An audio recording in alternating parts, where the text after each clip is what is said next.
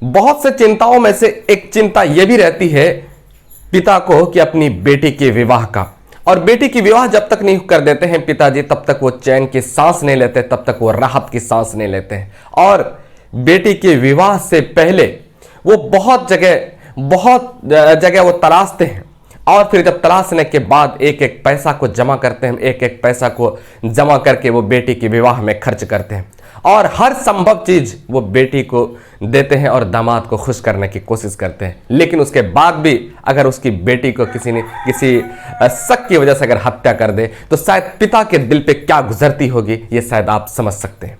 आज की कहानी में भी कुछ ऐसा ही होता है।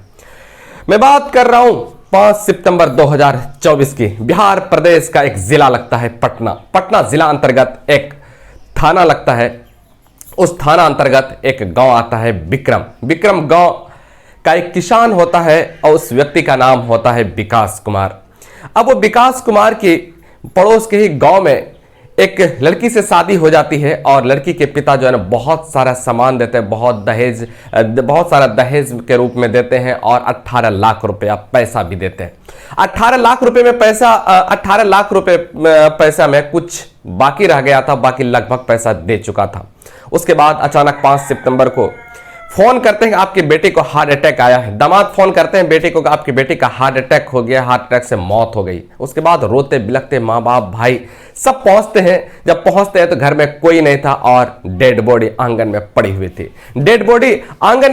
थी। उसके बाद फिर जब डेड बॉडी को देखा जाता है तो वो कई जगह पर जले हुए थे। उसके बाद पुलिस को सूचना दी जाती है। पुलिस मौके पर पहुंचते हैं। उसके बाद फिर जो पुलिस जब पूछताछ करते हैं तो लड़की के भाई श्रवण कुमार बताते हैं कि 18 लाख रुपया में तय हुई थी और 6 साल पहले शादी हुई थी और 18 लाख रुपए में 14 लाख रुपया दिया था नगद और मोटरसाइकिल और 4 लाख रुपया जो है ना पैसे 4 लाख रुपए पैसे जो है वो थोड़ा देने की बात की थी। अब वो भी थोड़ा करके पूरा कर दिया था, लेकिन फिर भी दहेज के लिए प्रताड़ित करता था और जीजा का संबंध किसी और महिला से था और मेरी सिस्टर को, मेरी बहन को बहुत ज्यादा प्रताड़ित करता था और प्रताड़ित करने की वजह से ये पूरा परेशान रहती थी। हमेशा कभी मेरे पास रोती थी, कभी पिताजी के पास रोती थी, लेकिन फिर भी सोचते थे चलो किसी तरह निवाह हो जाए, किसी तरह से इसका ये हो जाए।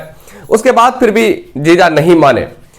उसके बाद पुलिस जो है ना आरोपी के खिलाफ हर जगह छापेमारी कर रही है और पुलिस का दावा है कि कम से कम वक्त में उसको जो है ना गिरफ्तार